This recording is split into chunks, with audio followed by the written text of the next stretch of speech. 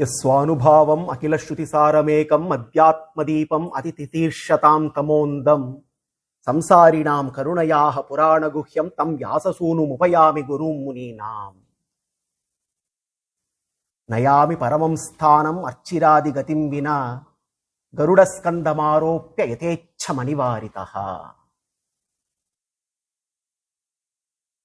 A very auspicious day today. We are celebrating Varāha Jayanti. Whenever we celebrate Varāha Avatara, we are always reminded of the assurance of all assurances. And in the midst of relishing Bhagavata māhātmyam, it is only appropriate that we celebrate Varāha Jayanti. Over the last couple of weeks, we relished the 2 adhyayas of Bhagavata māhātmyam. We saw how Narada endeavors to end Bhakti Devi's distress. We relished the interesting samvada between Narada and Bhakti Devi. We saw how Narada tries to address her grief and then eventually finds out the solution through Sanat Kumaras. Listening to Śrīmad Bhāgavatam in Kali Yuga is the ultimate solution to address every ills of samsara. Bhakti Devi is very pleased. Narada assures Bhakti Devi about how Bhagavan constantly assures, and we see this in the Gita. When we do what we can, Bhagavan enables us to do what we cannot. Krishna repeatedly keeps giving us this assurance. Because in our life and living, most often we find ourselves in choiceless situations. We find ourselves in a helpless state. But then, being helpless need not be being hopeless. Bhagavan repeatedly assures us that if we do what we can, He will enable us to do what we cannot.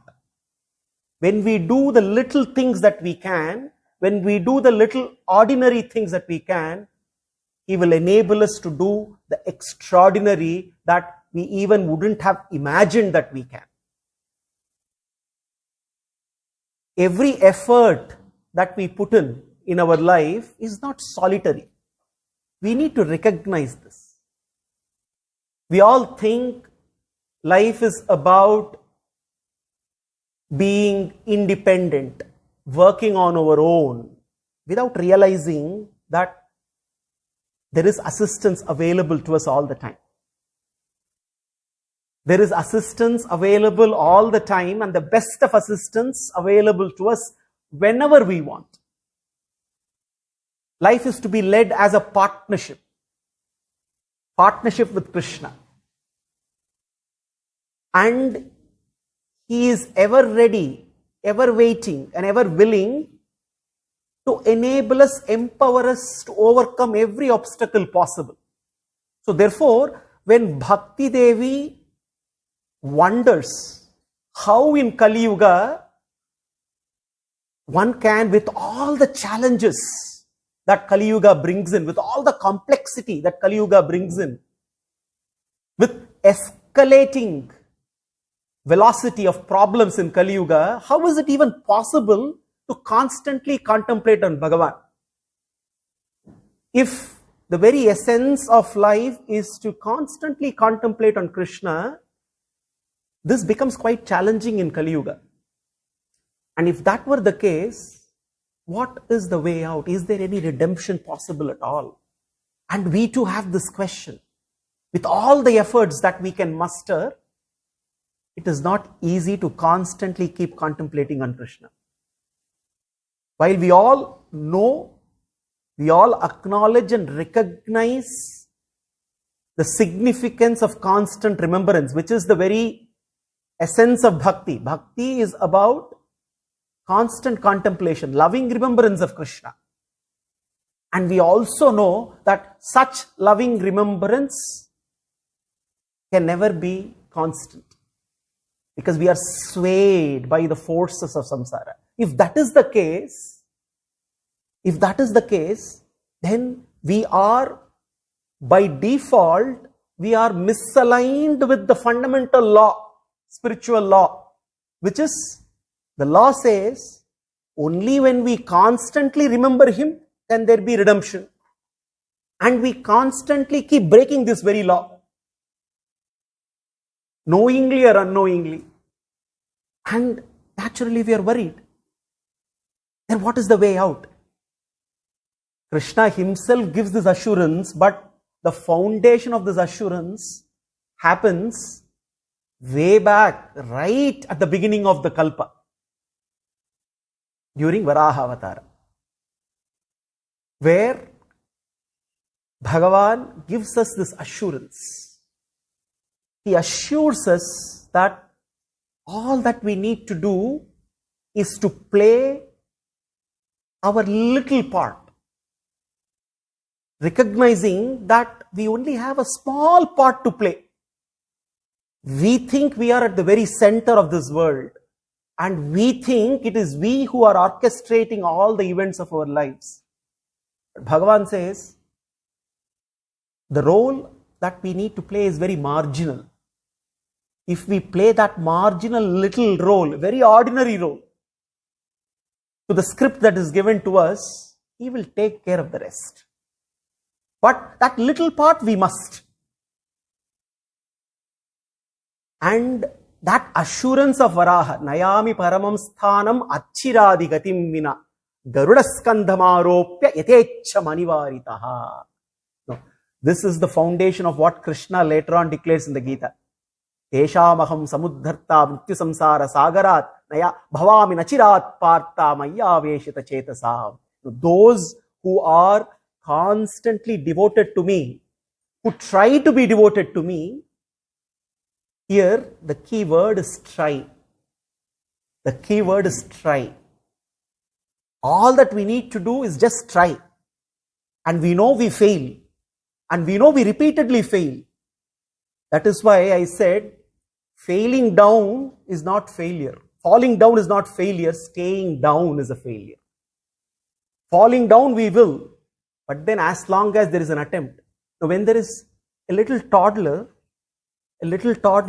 looks up at her father, a towering figure standing there, and lovingly the little toddler wants to touch the face of her father.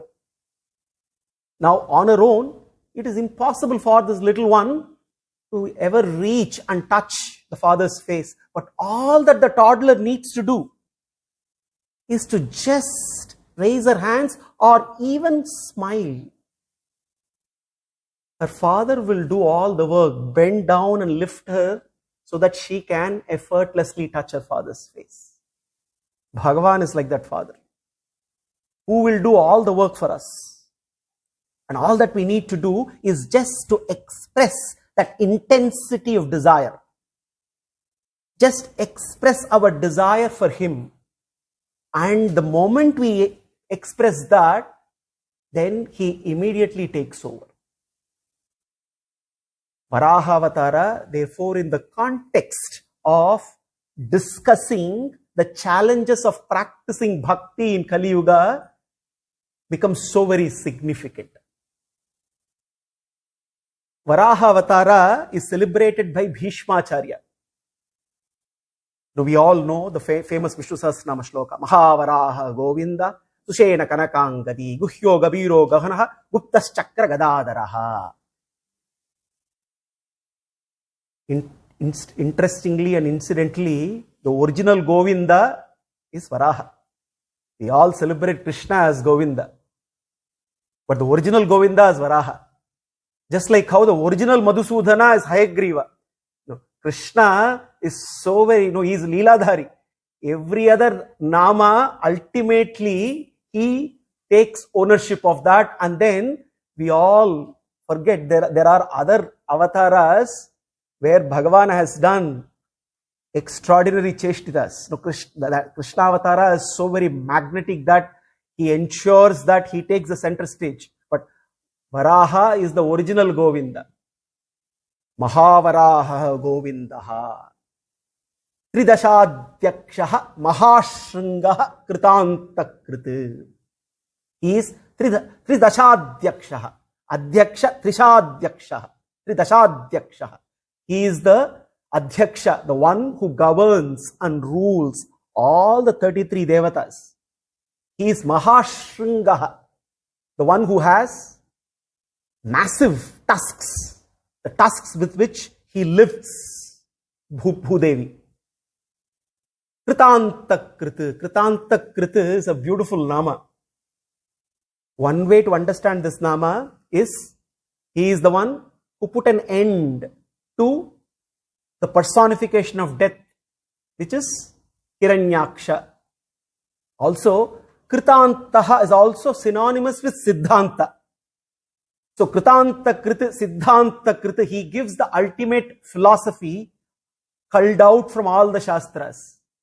And what is that? The essence of all the Shastras he presents to us. Tithe manasi shushpaste sharire satiyo naraha dhatu samye sithe smarta vishparupam chamamajam tatastam riyamanantu kashtapashana sannipam aham smaravi madbhaktam nayami paramam gatim aham smaravi madbhaktam. When a bhakta, when he is able-bodied, when the body works, when the mind works, when the intelligence works, when he endeavors, attempts to think of me, then when he is not in a position to think of me, I shall take over that task of thinking, remembering him. If I cannot remember Bhagavan, Bhagavan says, do not worry, I will remember you when you need the most, at the time of death. So we often talk about death, but we also end up not actually talking about death. We often talk about death how somehow, somewhere, we all know there is going to be an end coming somewhere. So we are all talking about the things to do all the time. And what are the things to do? Our things to do in life is all about experiencing life. That is why we don't end up talking actually about death. If we need to actually talk about death, knowing, recognizing that death is a gateway to everlasting life and living, then it is not about things to do which is experiencing life. Things to do will be experiencing the life giver. And Bhagavan says, when we attempt to experience the life giver, an opportunity called life is given to us not to experience the world.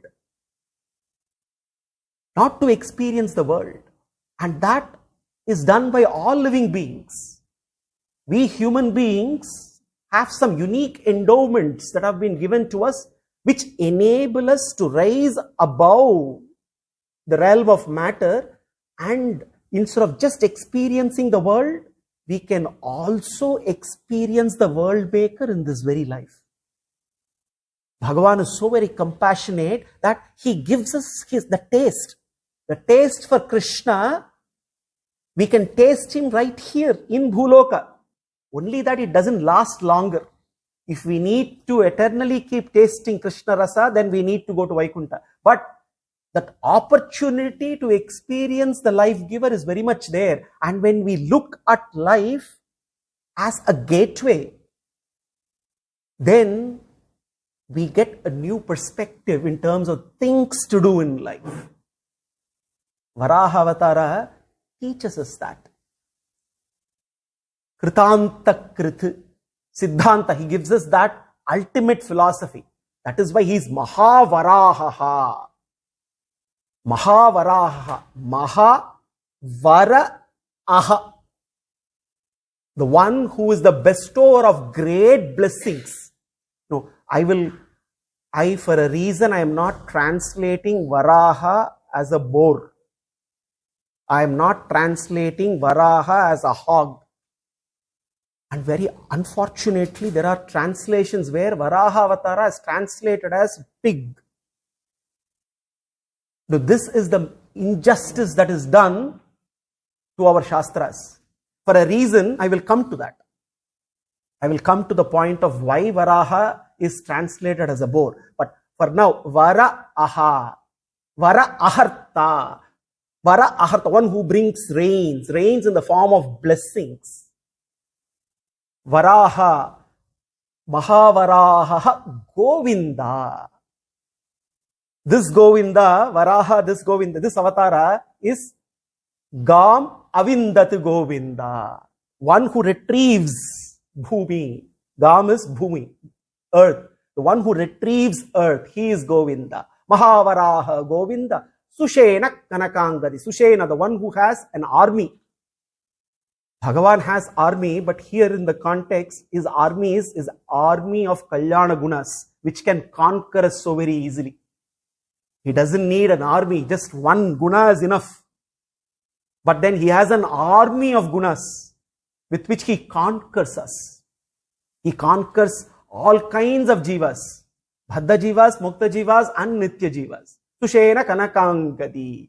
Kanakangadi refers to one who adorns a very beautiful armlet, but here it stands for all the Divyabharanas. All the Divyabharanas are Nitya Suris. Bhagavan gives every Nitya Suri an opportunity to serve him. So therefore, every Divyabharana is a Nitya Suri.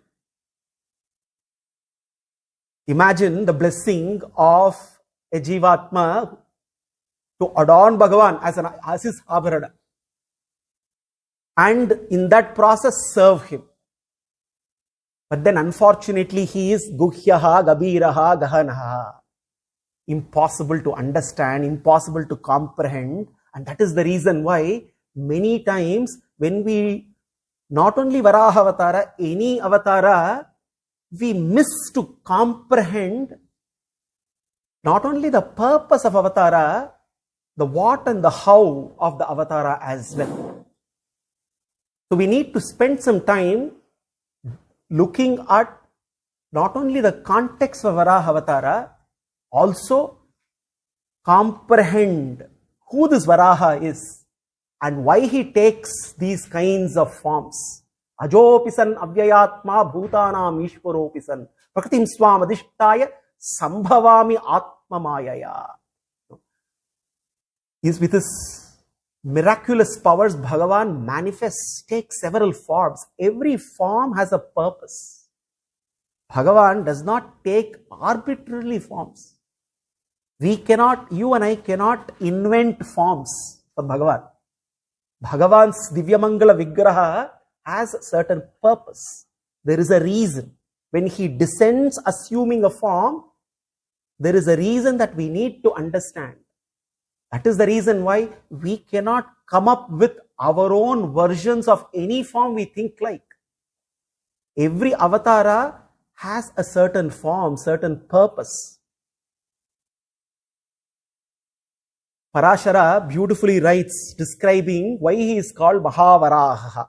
Tata samukshiptya dharam swatamshtraya. Mahavaraha sputapadmalochanaha, he writes. Mahavaraha, any form Bhagavan takes, one thing remains constant. Bhagavan can take any form, but he cannot escape, he cannot hide himself because we can easily recognize him, irrespective of the form he takes. He is Putapadmalochanaha. His eyes are like fully blossomed lotuses. He is Pundarikaksha, Pushkaraksha, Kamalapatraksha. Any form he takes, we can immediately recognize him. This has to be Bhagavan.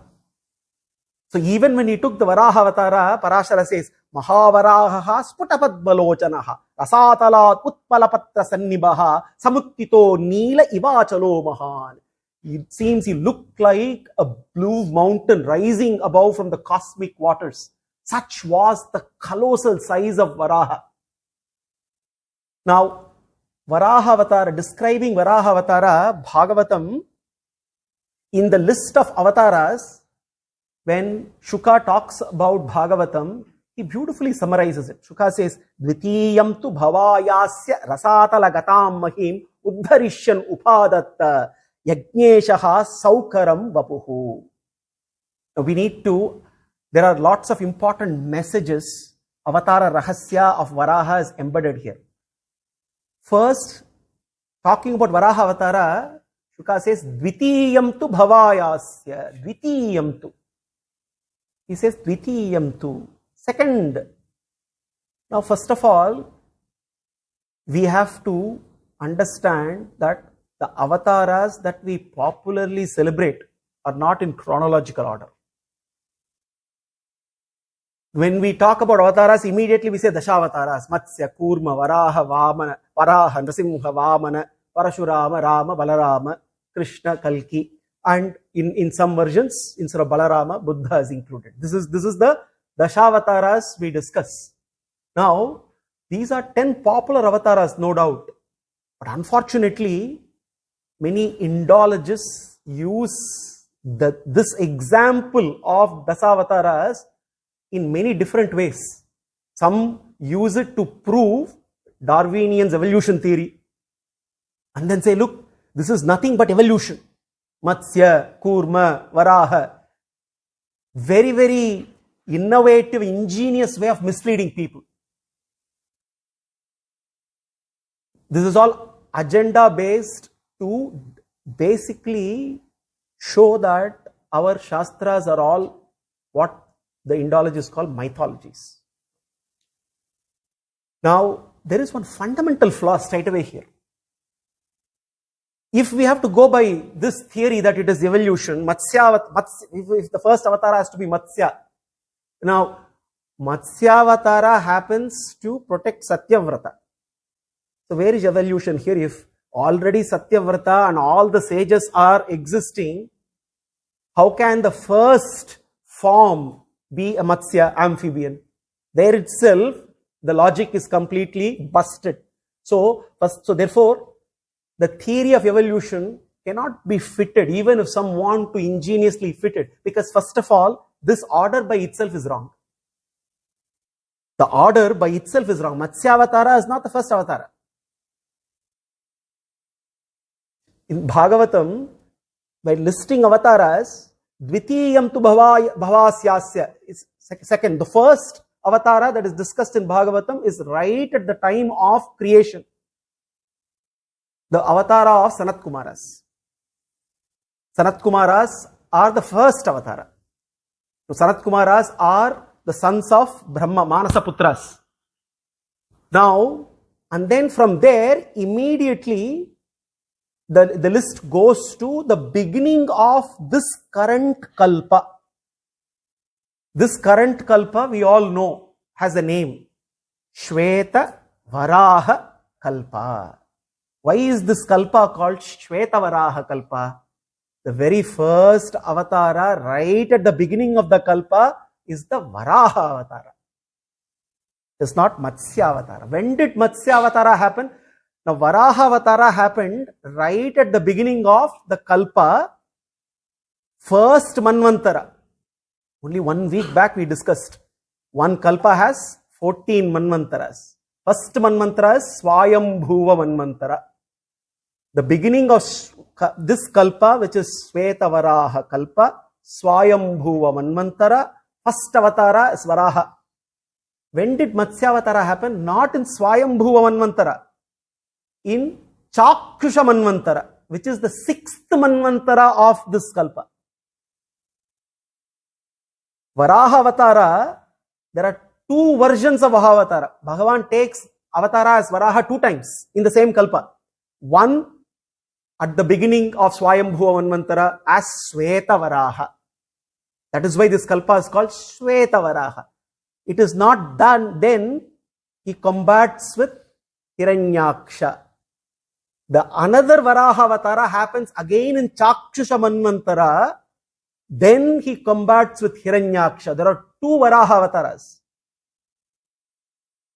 What we get to know is our Shastras, they capture several slices of the time. Time is cyclical. Kala Chakra is cyclical. Srishti Pralaya goes on cyclically. Yugas, Manvantaras, Kalpas keep going cyclically, and several avataras keep happening all through the Yugas, Manvantaras and the Kalpas. That is why Krishna says, Bahuni me vyatitani janmani tavacha Arjuna. It is not 1, it is not 10, it is not 20, it is not 100. I keep taking several avataras. Now, the Shastras that we currently have access to have not recorded every possible avatara that Bhagavan has taken. The Shastras capture, our Shastras, be it Itihasas or Puranas, are historic accounts, not mythologies, historical accounts. And they capture slices of time. And when they capture slices of time, they are not necessarily presented in a chronological order. We need to understand this. There is no chronology. So therefore, then why this popular Dashavatara? Immediately we'll ask. Of course, it's very popular. Everywhere in the recent last few hundred years, if we go back, this Dashavatara listing has become so very popular. There's a reason for that. Even Acharyas have celebrated avataras as Dashavataras. Matsya, Kurma, Varāha, Nrasimha, Vamana, Parashurama, Rama, Balarama, Krishna, Kalki. Add Buddha also into that. Now, if you look at, this is not a chronological list, then what is this list? Essentially, Dashavataras are bringing together two groups of avataras. Group A, Group B, if you were to call. Now, if we once again look at Group A, Matsya, Kurma, Varāha, Nrasimha. This is Group A. The rest of the avatars, starting from Vamana, Parashurama, Balarama, Krishna, these are all Group B. Now, the moment we look at these two groups, one thing becomes clear. There is one distinct difference between these two groups of avatars. The first group, Swayam Vyakta avatars. Bhagavan manifests without any association with a human womb. Be it Matsya, be it Varāha, be it Nrasimha, be it Kurma, he does not take quote unquote birth to parents. He manifests with a glorious form. The form has a reason, has a purpose, which we will discuss. But the primary classification here is Swayam Vyakta. He self-manifests. Upon his will, he takes a form. Now, when we look at the second group, Vamana, Parashurama, Rama, Balarama, Krishna, Kalki, all these avataras is in association with a human womb. He chooses two blessed souls as his parents, and then he takes birth as their son. So therefore, if we see Dashavatara, one group, Swayam Vyakta, the other group is where he takes birth. This is how Dashavataras have become popular. Otherwise, there is no other significance in terms of chronological order. Now here, Dvitiyam tu Bhavayasya. Now here, while it is Dvitiya in the listing, when we look at this current Kalpa, Shweta Varāha Kalpa, this is the first avatara. This avatara happens immediately after the Kalpa starts. Now we need to once again rewind, go back to last week and remember what happens at the end of a Kalpa. At the end of a Kalpa, there is a Pralaya that happens, which is Naimittika Pralaya, not Prakrita Pralaya. We talked about 4 kinds of Pralaya: Nitya Pralaya, Naimittika Pralaya, Prakrita Pralaya, Atyantika Pralaya. Atyantika Pralaya is moksha, Nitya Pralaya is death. Prakrita Pralaya happens after lifetime of one Brahma, where the entire Brahmanda gets dissolved. That's the ultimate pralaya. But in between, after every kalpa, amongst the urdhva lokas, bhuhu, bhuvaha, suvaha, up to suvaha, the three lokas dissolve. Mahaha, janaha, tapaha, satya remain. So which means when the current kalpa started, Bhuloka was inundated by cosmic waters. There was pralaya where Bhuloka was inundated. So therefore, now Brahma has to start Srishti, but Bhuloka is inundated. Bhuloka is not ready to host living beings. This is where there is a necessity for an avatara. Dvitiyam tu bhavayasya rasatalagatam mahim. Mahim means earth. Rasatalagatam mahim. Mother Earth was submerged in cosmic waters. And in order to retrieve, avatara was required for the welfare of the world. Uddharishan upadatta. Uddharishan, to lift. Lifting here is actually uplifting. Uplifting Mother Earth. Upadatta yajneshaha saukaram vapuhu. Upadatta is a very interesting word. Establish. To lift Bhuloka, to lift Mother Earth and establish. Establish. Now if Earth has to be once again become inhabitable, it has to be properly placed. Where? In the orbit around the sun.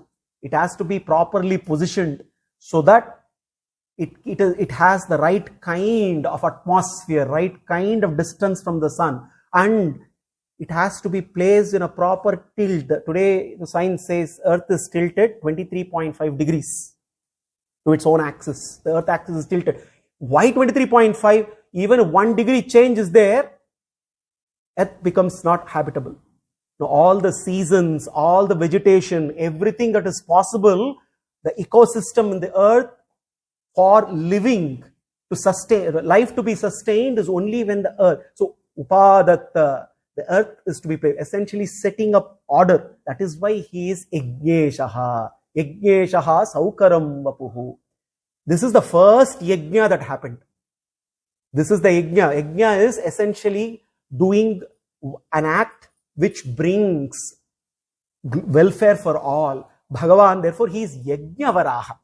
He is not ordinary Varāha, he is Yajna Varāha. And he is Yajneshaha Saukaram Vapuhu. Saukara. Again, Saukaram is translated as bore. So, Saukara is anything which creates a very unique sound, nasal sound in respiration. Therefore, Bhagavan, it seems when he took that form, the sound that he created was so very different. Therefore, he is Saukaram. Also Saukaram, one who came out of the nose. Whose nose? Of Brahma's nose. Saukaram Vapuhu. Now, this is how the context for Varāha Avatara is set. And then, Bhagavatam further describes how the advent of this avatara. Srijato me kshitirvarbhihi plavyamana rasam gata athatrakim anushteyam asmabhihi sargayojitaihi. Srijato me kshitirvarbhihi. Srijato me. It seems Brahma has started contemplating. Now, Brahma has been given the task of doing Yashti Srishti. He has to start doing creation. Now, his Manasaputras said no. Brahma created his Manasaputras so that they can help him with the process of creation. And the first time when children said no to their father happened not now in Kali Yuga, it happened right at the time of creation.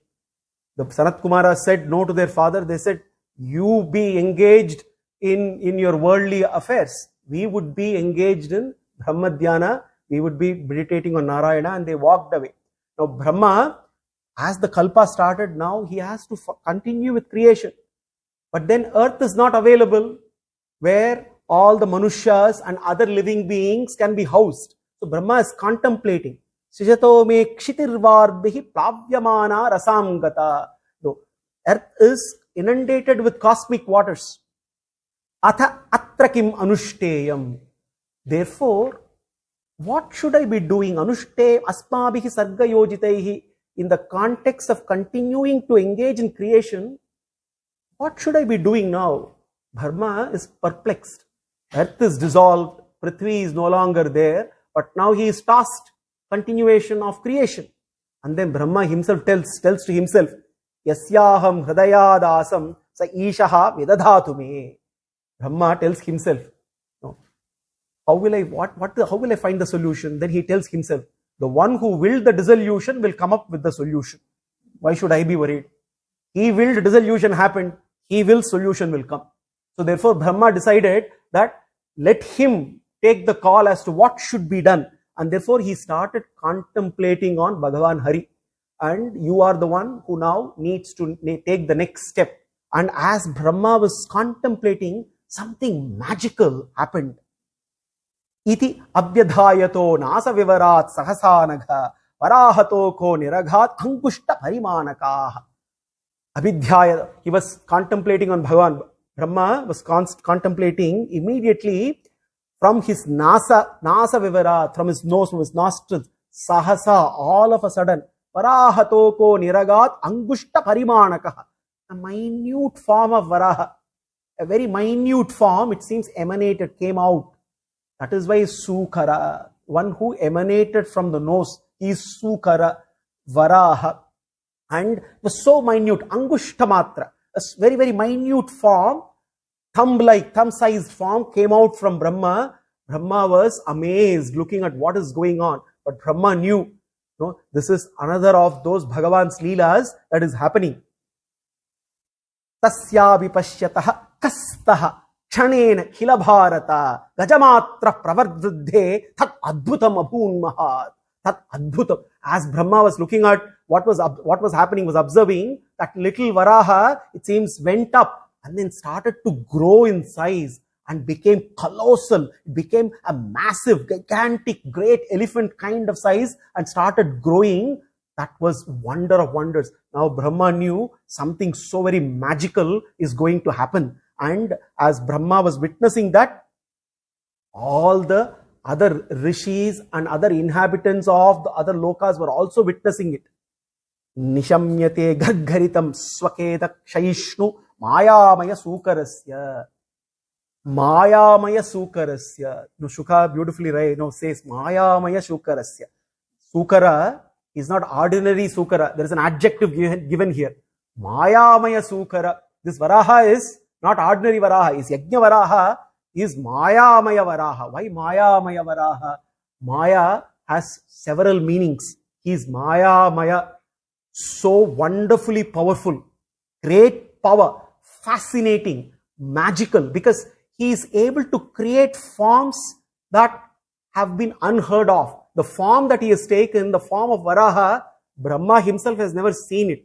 He is also, Maya also is another name for Sri Mahalakshmi. Māyāmaya Sukaraha, Māyāmaya Varāha. He is Lakshmi Varaha.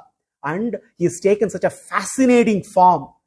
Maya also means Daya, compassion. It is out of his compassion that he has taken such a form, and Brahma now knows something so very magical is going to happen. Nishamyate gargaritam. Gargaritam. So immediately after assuming that massive form, it seems Bhagavan came out with a roar. Gargaritam, garjana. But it was such a pleasing roar. Swakeda kshayishnu. Swakeda. That roar immediately put to rest all the concerns that not only Brahma had, but all the other rishis of the other lokas. Because all the inhabitants of Janaloka, Tapaloka, Satyaloka, they were also witnessing this. So massive was Bhagavan's form. All the rishis were listening to this mighty roar. Kshayishnu Māyāmaya Sukarasya Janastapa Satya Nivasinaste Tribihi Pravitrair Munayaha Agranansma. Such a vividly seen, graphically presented, where it says Bhagavan, as he grew in size as Varaha, he gave a massive roar, and the roar was so pleasing, it was like Omkara. Immediately, all the rishis started to chant the Vedas. It's like the moment you say Om, Harihi, Om, immediate, that's the starting, the initiation of chanting the Vedas. On the one hand, Bhagavan is roaring, which was so very pleasing. And all the rishis of Janaloka, Tapaloka, Satyaloka started in chorus chanting all the Vedas. Tribihi pravritrair muneyaha agranan smam. So a Vaidika act was being performed, Vedas are being chanted, and everybody knows that something magical is going to happen. And then Vyasa writes and Shuka beautifully narrates the most important shloka of the Varāha avatara. Dhādena prativya padavim vijigran krodapadeshaha swayam advarangaha karaladamshraha api akaraladribhyam utpiksha vipran granato avishatkam. Karaladamshraha. Bhagavan, imagine, visualize a massive, colossal in size Varāha with fearsome tusks. Tusks that are not ordinary in size, extraordinarily sized tusks. So therefore, they have to be fearsome. Karaladamshraha. The tusks, it seems, are invoking fear. But then at the same time, Karaladamshtropi akaraladribhyam. While the tusks were fearsome, it seems Bhagavan's glances invoked fearlessness. On the one hand, very fearsome tusks. On the other hand, his Pundarikaksha, his glances evoked that fearlessness, drove all the fear away. Such was, it seems Bhagavan, while he was assuming this form was roaring, he was looking, his glances were falling on all and they were so very pleasing. And Udviksha Vipran Granato Avishatkam. Vipran Granataha. All the Veda Panditas, all the rishis of Tapaloka, Janaloka, Satyaloka, they were all chanting the Vedas. It seems Bhagavan started to look all around and his pleasing glances fell on each and every one of them. Udviksha Vipran Granataha Avishatkam. Immediately looking at all of them, he said, keep chanting, keep doing your work, let me do my work. And then he entered the cosmic waters. How did he enter? Granena prativya padavim vijigran krodapadeshaha swayam advarangaha. Swayam advaranga. He did not enter in his Narayana form, in his natural form. Swayam advarangaha. His form is transcendental, but he decided to take a very different looking form. Nobody could understand what was the purpose of this specific form. Varāha Rupa, Sukara Rupa, Krodapadesha.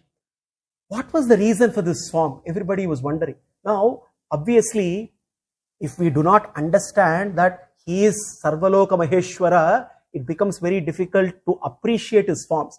You know, Krishna himself says, Avajanantimum Mudaha Manushim Tanumashritam Parambhava Majanantaha Mamamuda Maheshwara. Hey Arjuna, people think I take human-like forms. You know, we attribute human-likeness to Bhagavan instead of celebrating Bhagavan-like form to humans.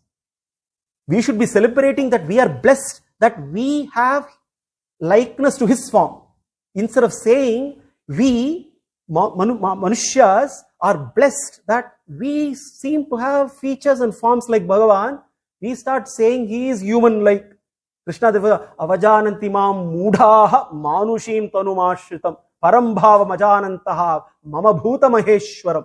I am Bhuta Maheshwara, I am Sarvaloka Maheshwara, Sarvashaktiman.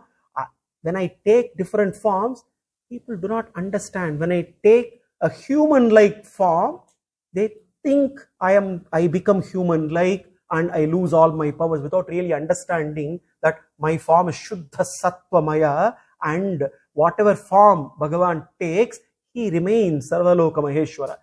If that is the case for a human-like form, when he takes a non-human-like form, people will naturally misunderstand. And therefore here, when Bhagavan takes the form of a Varāha, we need to really reflect on why he is taking such a form. What made him take such a form? And Bhagavatam beautifully gives us the answer. So most of us would want to know why Bhagavan takes several forms and what is the purpose for his form. To understand the purpose of Varāha Avatara and the form he takes, we need to little bit pause and look at how creation happens.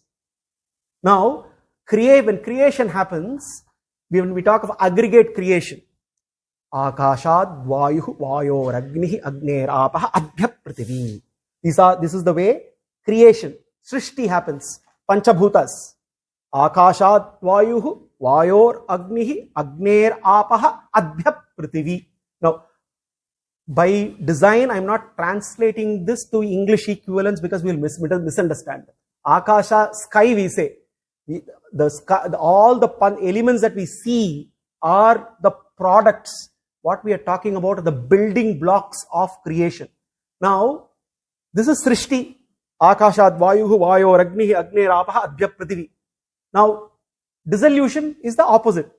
From Prithvi to up to Agni, Agni to Vayu, Vayu to Akasha. Is the reverse process.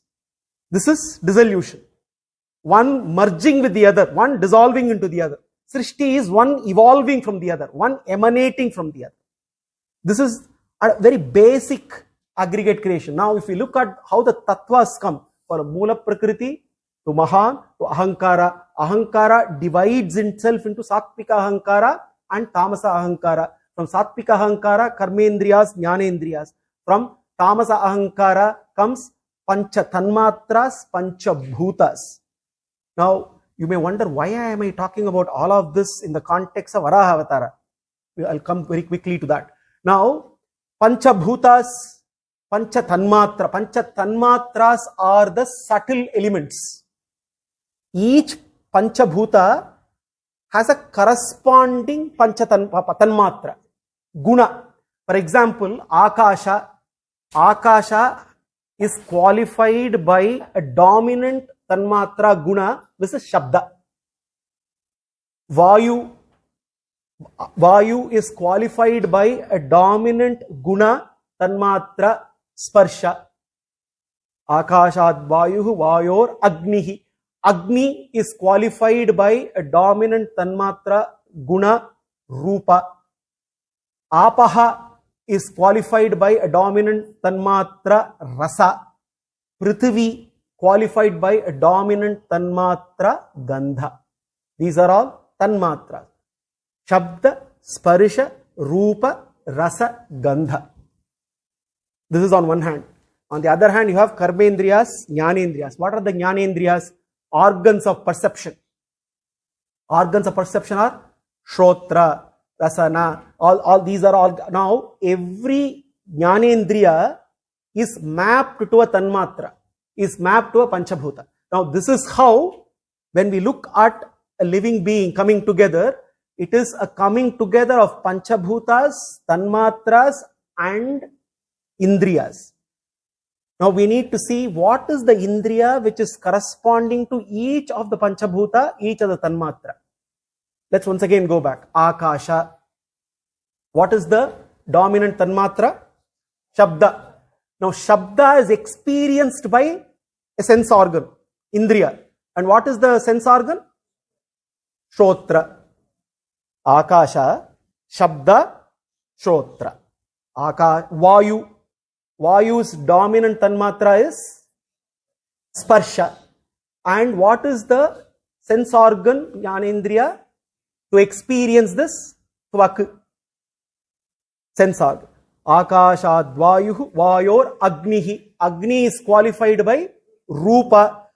How do we experience Rupa? Chakshuhu. The corresponding Jnanendriya is Chakshuhu. Akashad Vayuhu Vayor Agnihi Agner Apaha. Apaha, the corresponding Tanmatra, Rasa. To experience the Jnanendriya is Jihva, tongue. And then you have Prithvi, the corresponding Guna is Gandha. And the Indriya with which Gandha can be experienced is Grana, nose. Now we have the picture very clear. Now here dissolution has happened. In the process of dissolution, Prithvi Tattva got dissolved in Apa Tattva.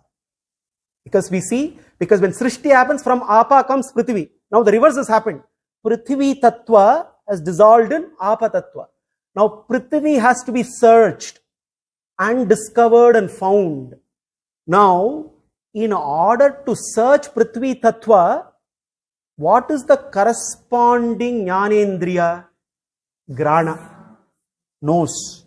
So, the corresponding Jnanendriya that is required to discover, to search Prithvi Tattva has to be prominent, protruding.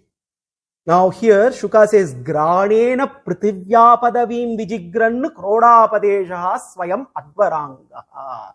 Granena, he uses beautifully the word, by smelling Prithvi. Bhagavan, it seems, started to smell. We wonder, what is smelling? Because Prithvi Tattva, the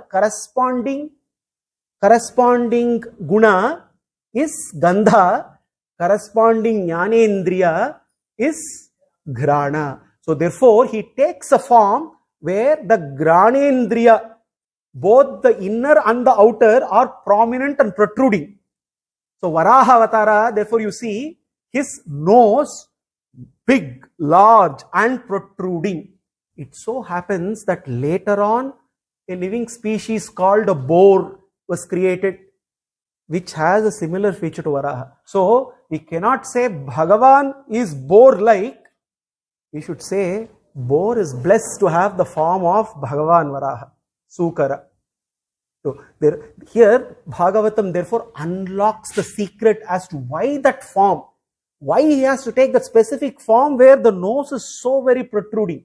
And it is so very protruding because by diving in Apaha, cosmic waters, Bhagavan is actually discovering the Prithvi Tattva. Granena Prithivya Padabim Vijigran Krodapadeshaha Swayam Advarangaha Karala Damshtrapi Akarala Dhrivyam Udpiksha Vipran Granato Avishatkam. When all these sages were chanting the Vedas, Bhagavan, it seems, dived, and as he went inside, he was smelling the Prithvi Tattva. And immediately all the rishis, looking at the form, they were all thrilled. This was a form that they have never seen ever before. And they all started to say, Jitam Jitam Te Ajita Yajna Bhavana Trayim Tanum Swam Paridhunvate Namaha Yadroma Gatteshu Nayur Adhayaha Tasmai Namaha Karana Sukaraste Tasmai Namaha Karana Sukarayate. You have taken this form, Sukara form, where the sound, the nasal sound that is coming is so very new. We have never heard of this before. You have that kind of a form. You alone, hey Bhagavan, know. We don't want to analyze. Sometimes it is better not to analyze too much because Bhagavan knows what is best. And therefore all the rishis, they said, we know the reason why you have taken the form, you very well know. We will enjoy, we will relish your beautiful form. Whatever form you take, it is so very mesmerizing, so very magnetic. Jitam Jitam Te Ajita Yajna Bhavana. Ajita Yajna Bhavana, the way you are moving. Trayim Tanum Swam Haridhunvate Namaha. He is Yajna Varāha. It seems as he moved, it was the Vedas moving, personification of Vedas. Yajna Bhavana Trayim Tanum Swam Haridhunvate Namaha. Tashdhatita Anyatamashtava Prabho Rasam Gataya Bhuva Udbhit Bharhanam. The rishis started, Bhagavan, who else but you could deliver the earth from within the water? We were all lost. Brahma was wondering what to do. How will Srishti again can start? And what a wonder of wonders. You took such a form to retrieve Prithvi again from the cosmic waters. Navishmayo asautvayi vishvavismaye yomaya yedam sasrije ati vismayam, ati vismayam, ati vismayam. No, this is not something that's so very wonderful for you, hey Bhagavan. Why? Because you are engaged in creating a world which itself is a wonder. No, sometimes we are looking for miracles, and Bhagavan's cheshtitas are miracles, no doubt. Now, sometimes some people start asking this question. This seems to not really work out. How can Bhagavan do this something very incredible? The answer is he is Bhagavan, so whatever he does has to be incredible. If it is not incredible, then there is a problem. The fundamental law should be anything he does is incredible, and the lawmaker can suspend his own laws. The lawmaker can suspend. Some people start asking intellectually questions. No, this doesn't really work out. This avatara, how can he do all these kinds of tasks? If the one who set the law that only when there is a red signal, one green signal, the car has to drive, he can break the law. And when his convoy goes, everything will stop. The same red light will stop working when his convoy goes, the ruler goes. So, the laws can be suspended when he wills. We need to understand this. And suspension of natural order is definitely a miracle, no doubt. When he does all his cheshtitas, he suspends natural order sometimes. But then what we fail to recognize is, yes, the suspension of natural order is miraculous, but the very natural order itself is a miracle. This world itself is such a miracle. What he has created is miracle. Instead of asking questions, how he is able to do this task, we just need to look around the functioning of the world and then start looking at, wondering how he is able to design this wonderful world, which itself is full of miracles. And therefore all the Rishis are saying, Vishmayo asautvayi vishwa vismaye yo maya yedam srisaje ati vishmayam. For you nothing is surprising, nothing is wonderful, because you are constantly engaging in creating this cosmos, which is so very wonderful. Bhagavan, your wonders are wonders. Bhagavan's cheshtitas are fantastic, but not a fantasy. His cheshtitas are magical, not mythological. We need to be very, very clear about this. Everything he does, there is a purpose, and when we start understanding the purpose, we are in awe of Bhagavan. Varāha, in the process of retrieving Mother Earth, also gives us a glorious assurance. In fact, that Govinda who retrieved Mother Earth, he gave the first assurance of all assurances, which was eventually repeated by our Govinda, the protector of cows, the protector of earth. Govinda, Varāha assured, Nayami paramam sthanam marchiradi gatimmina garudaskandamaropya yatechamanivaritaha. Now Govinda, the protector of cows in the Gita, he then assures, Tesham yevam samudharta mrityu samsara sagarat nayami bhavami nachiram patta mayyaveshita chetasam. How compassionate Bhagavan is. Many times we become so very helpless. We become so very helpless, and we are not sure. We are not sure which way to take. And one of the most helpless situations for any human being is the moment of death. Most helpless situation.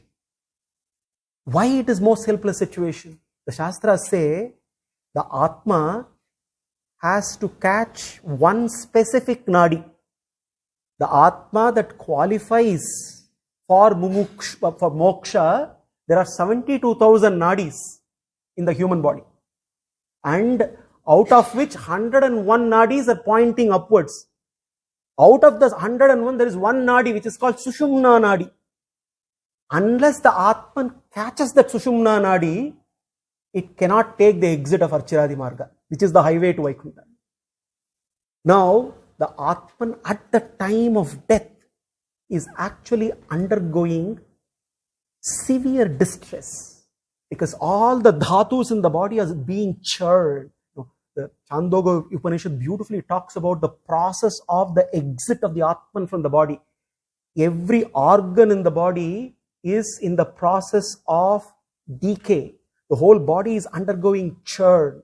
There is tremendous distress, and amidst this distress, the Atman has to catch the highway. This is the most helpless situation. Not easy at all. The Atman on its own has to find out its total darkness, and in the darkness, that one nadi, Sushumna nadi, has to be caught. And it is in that helpless situation, Bhagavan says, you may be helpless, but you are not hopeless. Because Bhagavan, he manifests himself.